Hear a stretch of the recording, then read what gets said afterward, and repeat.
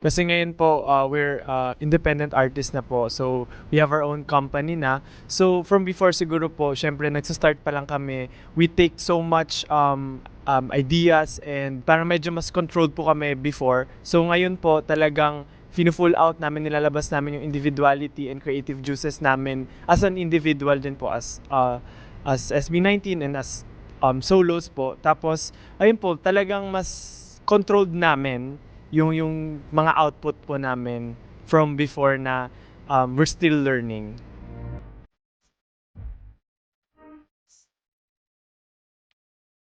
Parang ang hirap po sagutin kasi talaga sa totoo lang po, memorable naman lahat ng stops namin kasi nga hindi naman every time nakakapunta kami sa ibang bansa para i-meet yung mga fans namin. Pero if I'm to pick one, siguro po yung Toronto stop namin. Hindi pa po yung mismong concert. Meron po kaming moment na lumabas kami ng venue para lang magpahangin, pagmasdan yung mga paligid. Tapos may nakasalubong po kaming nanay. Tapos pagbaba niya po ng car, tumakbo siya papunta sa amin, tapos nagsisisigaw siya, SB19, SB19. So parang almost hysterical na ata po yung ganun moment. Pero nakakatuwa lang po kasi kahit na anong edad, matanda, bata, parang na sinusuportahan pa rin po kami. And nakakatuwa lang na naaalala nila yung mga apo, yung mga anak nila sa amin. So yun po yung memorable for me.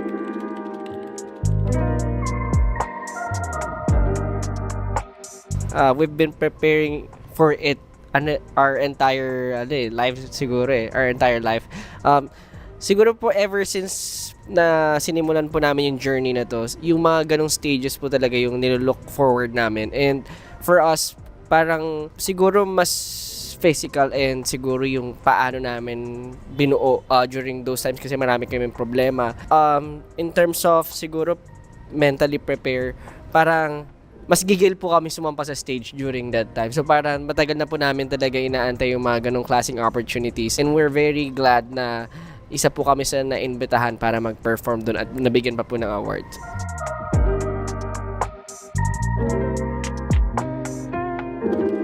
Collabs po, marami. Maraming kaming gustong mga collab na local artists and of course, international artist. Kung mabibigyan po ng chance, talagang super grateful and thankful kami. Kasi sa tingin po namin right now, SB19 kasi parang sa dami na po ng mga songs din na na-release, nagawa ni SB19. Parang I think it will be a good record then for us to collaborate with other artists then. Just to show our other skills pa ng SB19. Masasabi natin other side ng SB19 kasi mahirap din for us to be to be always confident sa kung ano yung ginagawa namin palagi, and for us to show and to showcase different sound naman with different artists. It's something na, and excited din yung fans na makita from us. So local and international, marami po sana.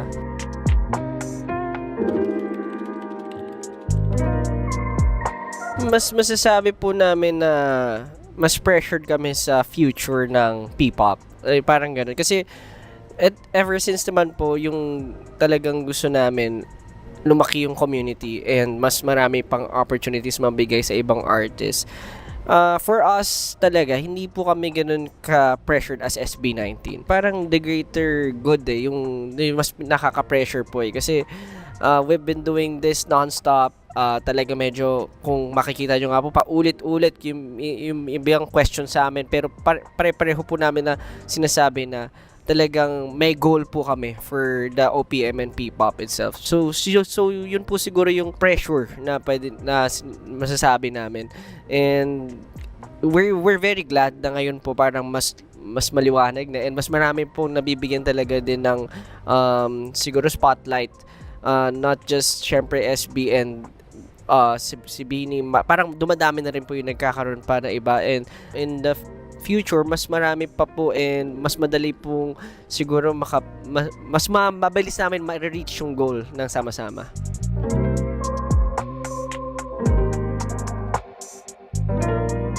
Siguro po isa po kasi sa pinakamahalaga yung maipakita mo na yung authentic self mo and yung relatability. Syempre parang ako po, si makakita akong stranger, parang ang hirap lapitan kapag wala kang familiar na bagay na ipapakita. And yung way po namin nakikipag-usap sa mga fans namin, sa mga supporters namin, it's the same way kung paano namin kinakausap yung mga kaibigan namin, yung mga family namin. And siguro po nakitaan nila ng talagang sincerity yung mga ginagawa namin. Kaya naman mas tumindi yung pagsuporta po nila sa amin.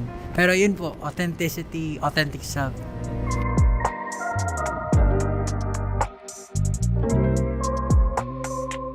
To be honest po, at nung nagsisimula po, parang it's quite hard to explain sa family namin, sa parents namin, yung situation namin na we know we want to be, kasi syempre sila po gusto lang nila maging mabait, gusto maging supportive, and they are also very thankful sa fans. And siguro po, syempre sa amin, minsan, hindi nila nakikita pero nakikita namin, and for us parang nagkakaroon nung yun nga po yung boundaries na nagse-step na over the boundaries, or yung privacy namin minsan talagang nawawala na, especially din po when siguro yung importance din ng mga bagay na hindi na dapat i-disclose minsan na-share nila, syempre po kasi parang they're very nice din, kumbaga they don't want to be rude din sa mga fans. So yun po, siguro sa amin talagang tinatry namin i-explain, and until now talagang nag-explain pa rin kami sa parents namin na alam natin na gusto nating maging mabait, gusto nating magbalik,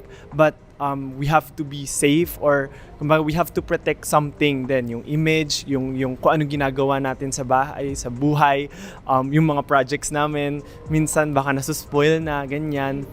Yeah, safety din po, syempre yung address namin, kung ano, kasi although we know, we trust our fans, syempre po, we don't know din kung ano ba talaga, kasi ang daming tao, malawak yung mundo, so parang anytime, baka kung ano yung mangyari, hindi natin alam. So, ayun po, slowly naman, naiintindihan na rin ng parents, and siguro yun po, nai-enjoy lang din talaga nila na meron silang bagong nakikilala, and nafe-feel nilang nakakapagbalik sila sa fans.